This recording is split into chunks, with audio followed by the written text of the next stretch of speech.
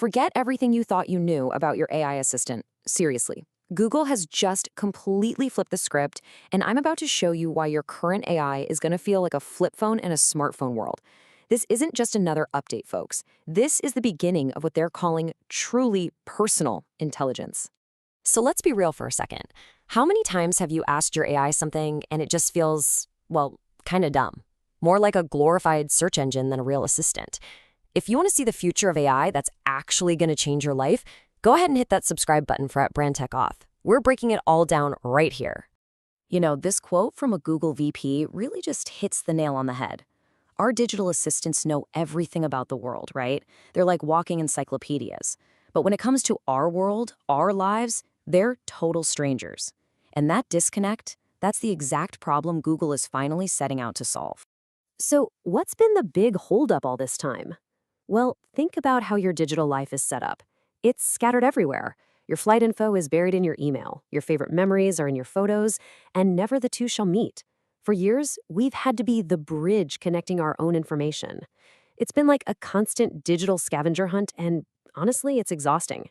Well, that scavenger hunt is about to end. Google is rolling out their answer to this whole mess. They're calling it personal intelligence. And believe me, it's not just an update. It's a complete teardown and rebuild of what an assistant should be. So what is this stuff really? What's the secret sauce? At its core, personal intelligence is a feature that you choose to turn on. It gives Gemini a secure key to connect your Google apps. But here's the magic part.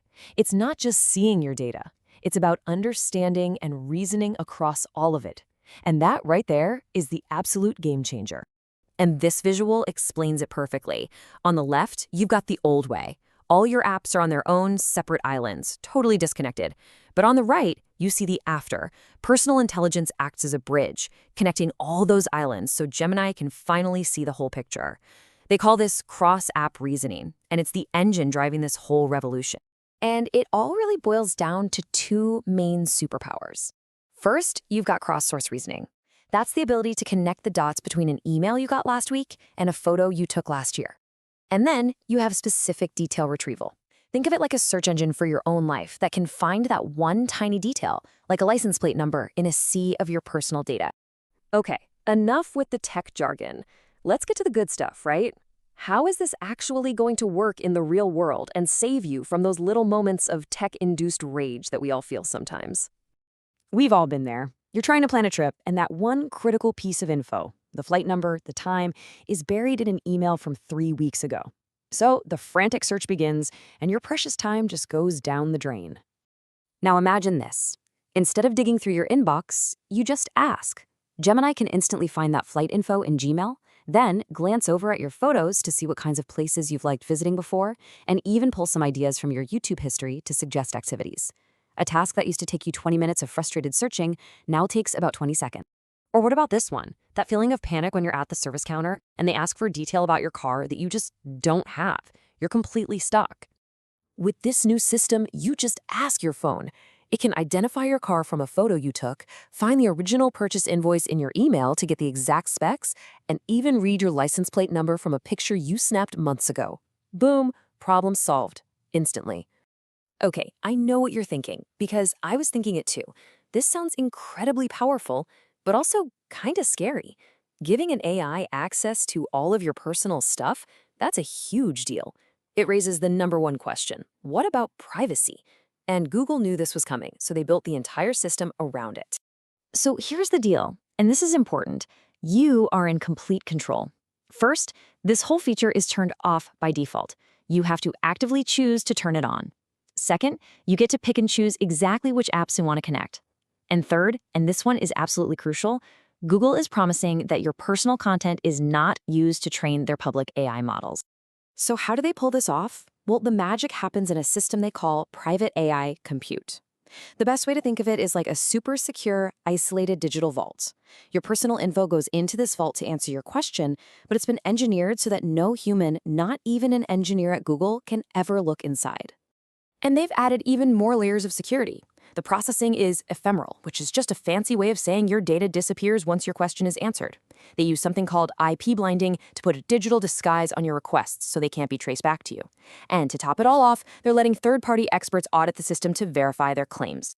Of course, Google isn't the only one playing this new game. Over in Cupertino, Apple has its own new system called Apple Intelligence. So, how do these two tech giants stack up in the new battle for the world's smartest assistant? Okay, let's break it down. The single biggest difference is where the work happens. Apple is all about doing as much as possible right on your device. Google, on the other hand, uses its secure cloud. Both are deeply integrated into their own ecosystems, of course. But the other big thing is cost. Apple Intelligence is included with new devices, while Google's personal features will require a premium subscription, at least for now. But here's the plot twist you probably didn't see coming. Apple themselves have announced a partnership to use Google's own Gemini models to power some of Siri's more complex features. Let that sink in for a second.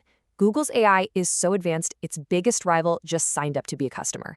That tells you pretty much everything you need to know about who's leading this race. So what does this all add up to? Well, we are right in the middle of a fundamental shift. The era of the generic, one-size-fits-all AI assistant is officially over. The new standard, the new bar for what makes an assistant truly useful, is one that actually knows you. And this isn't some far-off dream. The rollout is set to begin in early 2026 for premium subscribers in the US. After that, it's planned to expand internationally mid-year, and eventually, the goal is to get it to free users by the end of 2026. And they're already planning to plug in even more apps, like Calendar and Drive, which is only going to make it smarter. So this brings us to the big question, doesn't it? We have this incredibly powerful new technology, but it's balanced against some very real privacy questions. So I really want to hear from you on this one. Is this the ultimate personal assistant we've all been waiting for, or is it a step too far into our personal lives? Let me know what you think down in the comments. Thanks so much for watching.